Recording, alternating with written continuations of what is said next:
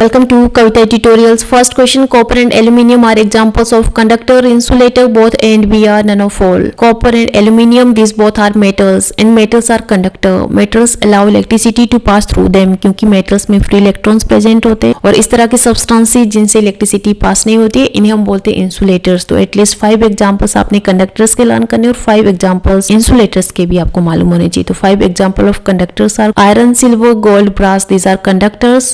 Air, drywood, rubber, plastic, glass, diamond. These are example of insulators. Next question, pure water does not conduct electricity due to absence of free ions, presence of free electrons, absence of chemicals या none of all. Pure water में कोई भी salt present नहीं होता है, इसलिए pure water में कोई भी free ions present नहीं होती है. Free ions की absence में जो pure water होता है electricity को conduct नहीं कर सकता है. Normal water में impurities present होती है, salt present होता है, salt का formula होता है NaCl. ठीक, impurities ions में dissociate होती है, केटाइंस और एनाइंस में डिसोशिएट होती है. सोडियम पे पॉजिटिव चार्ज होता है, क्लोरीन पे नेगेटिव चार्ज होता है, इसलिए डिस्टिल्ड वाटर बिल्कुल प्योर वाटर होता है. प्योर वाटर में कोई भी आयंस की फॉर्मेशन नहीं होती है, इसलिए distilled water pure conductor of electricity होता है, जबकि केटाइन एनाइंस की वजह से इम्प्योर वाटर इलेक्ट्रिसिटी को कंडक्ट करता है. Next question, which is not a non electrolyte? Benzene, sodium chloride, urea या क्लोरोफॉर्म. किसी भी सब्सटेंस को अगर एक्वस सॉल्यूशन में डालने पर आयंस की फॉर्मेशन नहीं हो रही है, केटाइन एनाइन की फॉर्मेशन नहीं हो रही है, तो इन्हें हम बोलेंगे नॉन इलेक्ट्रोलाइट्स. जितने भी इलेक्ट्रोलाइट्स होते हैं they are conductor, but non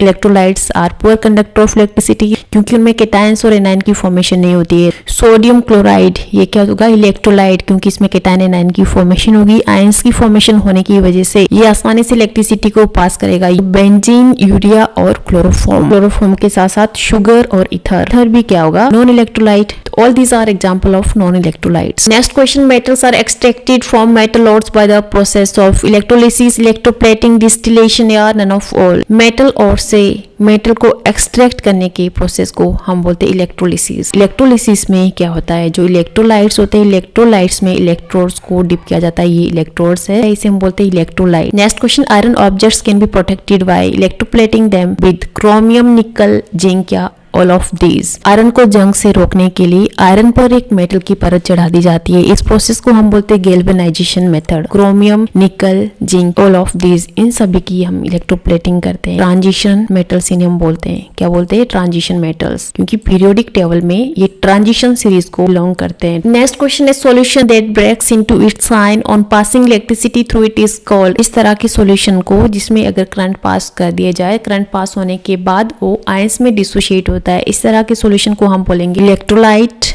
electrode, electrolysis या फिर इलेक्ट्रोप्लेटिंग. सॉल्यूशन को हम बोलेंगे इलेक्ट्रोलाइट और प्रोसेस को हम बोलेंगे electrolysis process.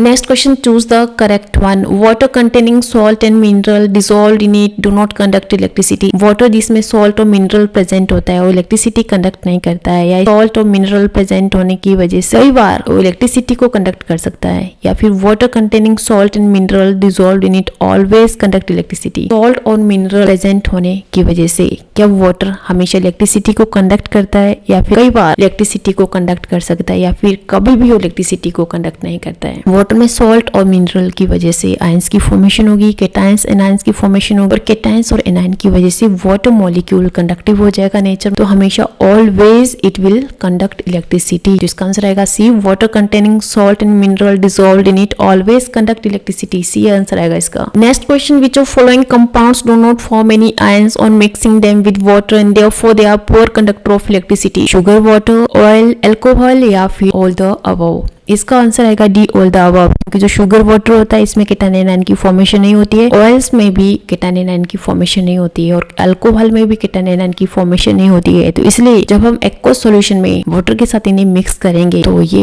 Poor conductor of electricity होते हैं. ठीक है, इनमें थोड़ा बहुत करंट पास हो सकता है. Next question, sea water is better conductor of electricity than drinking water because sea water has greater amount of salt present in it. Sea water has more water content. Sea water content animal deposition. Addition या none of all, क्योंकि जो सी water है उसमें greater salt amount present होता है। का formula होता है NaCl और NaCl केटायन एनायन में डिसोशिएट होगा, आयंस की फॉर्मेशन होगी, और जब आयंस की फॉर्मेशन होगी तो कोई भी सॉल्यूशन क्या होगा, कंडक्टिव होगा नेचर में, इसलिए सी वाटर क्या होगा, better conductor of electricity. Next question, which of following does not conduct electricity? Sugar solution, vinegar solution, lemon juice solution या फिर कॉस्टिक सोडा सॉल्यूशन। हर पॉइंट को आपने ध्यान से समझना है। Sugar solution does not conduct electricity, यहाँ पर केटायन एनायन की फॉर्मेशन नहीं होगी। विनेगर सॉल्यूशन में fraction of acetic acid present होता है। एसिटिक एसिड का फॉर्मूला होता है CH3COOH। केटायन एनायन की फॉर्मेशन होगी, ठीक है, CH3 पे पॉजिटिव चार्ज होगा, COOH में नेगेटिव चार्ज होगा। लेमन जूस सॉल्यूशन खट्टा होता है, सिट्रिक फैमिली को बिलोंग करता है, इसमें सिट्रस एसिड प्रेजेंट होता है, और जो सिट्रस एसिड होता है इसमें भी केटायन और एनायन की फॉर्मेशन होगी।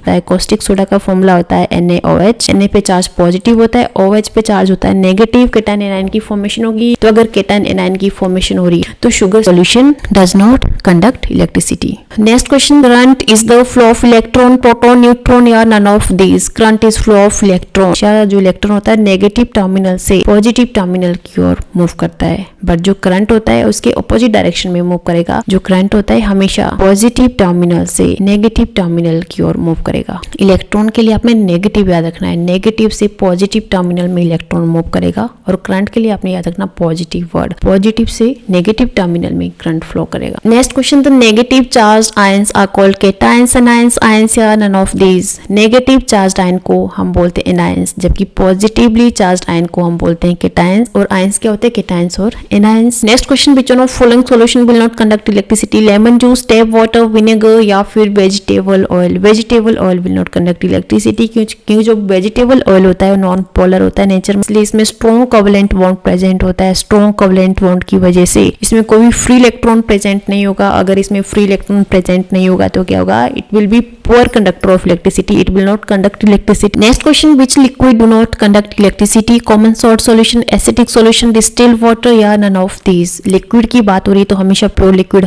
विल नॉट कंडक्ट इलेक्ट्रिसिटी, और प्योर लिक्विड इनमें से होगा डिस्टिल्ड वाटर। और अगर हम डिस्टिल्ड वाटर में सॉल्ट को ऐड कर देते हैं, सॉल्ट डालने के बाद क्या होगा, इस एक कंडक्टिव हो जाएगा, क्योंकि सॉल्ट ऐड करने की वजह से इसमें आयंस की फॉर्मेशन होगी, आयंस की वजह से it will be conductive in nature, but distilled water is pure water, it will not conduct electricity. Next question, which one of following metal is used in electroplating to make objects appear shining? Iron, chromium, copper या फिर aluminium? Electroplating में हम use करेंगे copper का। इस तरह से अगर हमने ब्रास पर कॉपर की परत चढ़ानी है तो हम क्या करेंगे, दो इलेक्ट्रोड लेंगे, एक ब्रास का और दूसरा कॉपर का, और इसे इलेक्ट्रोलाइटिक सॉल्यूशन में ऐड कर देंगे। और इलेक्ट्रोलाइट हम इस तरह का यूज करेंगे जिसमें कॉपर प्रेजेंट हो, तो हम यूज करेंगे यहाँ पे copper sulphate solution. Copper sulphate solution का फॉर्मूला होता है CuSO4। कॉपर पर पॉजिटिव चार्ज होता है, सल्फेट पे नेगेटिव चार्ज होता है, कॉपर इलेक्ट्रोड है, इसके साथ सल्फेट आयन अटैच हो जाएंगे, और जो कॉपर पे पॉजिटिव चार्ज होता है यहाँ पर ये ब्रास इलेक्ट्रोड के साथ अटैच हो जाएगा। तो इस तरह से ब्रास पर कॉपर की परत चढ़ा दी जाएगी। तो इस प्रोसेस को हम बोलते हैं electroplating method. Next question, kerosene is electrolyte, non electrolyte, electrode या none of all? Kerosene is example of non electrolyte. Kerosene में कोई भी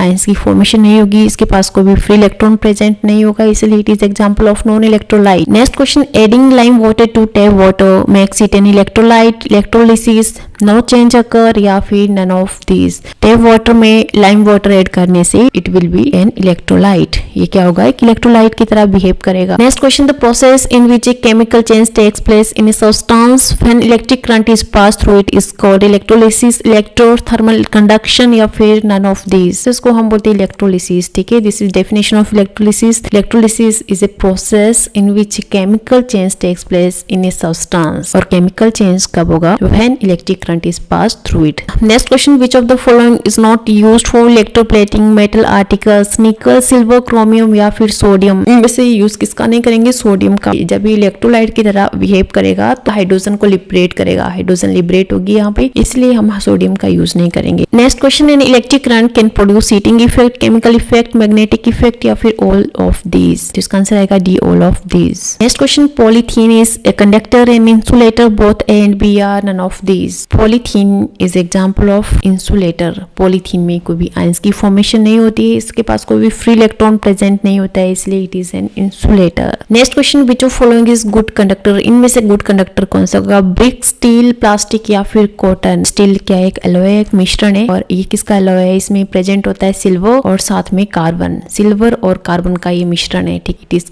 conductor. Question number 23, electroplating prevents corrosion, passing of current, dissociation या फिर shining. इलेक्ट्रोप्लेटिंग का हम use करते हैं कोरोजन को रोकने के लिए, एक मेटल की जो हम परत चढ़ाते हैं, ठीक है, तो कोरोजन को रोकने के लिए we use electroplating method. Next question है, electric lamp glows due to heating effect, magnetic effect, chemical effect या फिर फिजिकल इफेक्ट. इलेक्ट्रिक लैंप में हीटिंग इफेक्ट की वजह से क्या होगा, जो लैंप होता है उसका जो फिलामेंट होता है, जब फिलामेंट गर्म होता है लैंप ग्लो होता है, जलता है, ठीक है, तो इसलिए इसमें कौन सा इफेक्ट होगा, हीटिंग इफेक्ट. नेक्स्ट क्वेश्चन है, electrolyte is a metal, a liquid that conduct current या नॉन मेटल या नन ऑफ दीज. इलेक्ट्रोलाइट क्या होता है, लिक्विड जिसमें से करंट पास हो सकता है, तो इसका आंसर आएगा B, liquid that conducts current. Next question, the process of transfer of charges from a charged object to earth is called earthing, lightning या फिर oscillation motion या electron movement, इसे हम बोलते हैं earthing. Next question, seismograph is an instrument used to record strength of wind, record vibration of earthquake, record lightning या record temperature. earthquake vibrations को record करने के लिए या फिर भूकंप को मापने के लिए हम यूज करते हैं seismograph का, ठीक है, और भूकंप की तीव्रता या पावर ऑफ earthquake को हम मेजर करते हैं रिक्टर स्केल में, Richter scale. As usual last question आप सॉल्व करोगे और आंसर आपने मुझे कमेंट करना है, और साथ में इस क्वेश्चन का आंसर आपने बहुत सोच समझ कर करना है, ठीक है. विच of following liquid is poor conductor, salty water, orange juice, lemon juice या नन ऑफ दीज. आंसर जरूर कमेंट कीजिए. होपफुली सभी क्वेश्चंस आपके एग्जाम्स के पॉइंट ऑफ व्यू से आपके लिए हेल्पफुल होगी. वीडियो से रिलेटेड डेली अपडेट्स के लिए बेल आइकन पर प्रेस कीजिए. कविता ट्यूटोरियल्स चैनल को सब्सक्राइब कीजिए और वीडियो को लाइक कीजिए, शेयर कीजिए दोस्तों के साथ. तब तक के लिए थैंक यू. जय हिंद, जय भारत.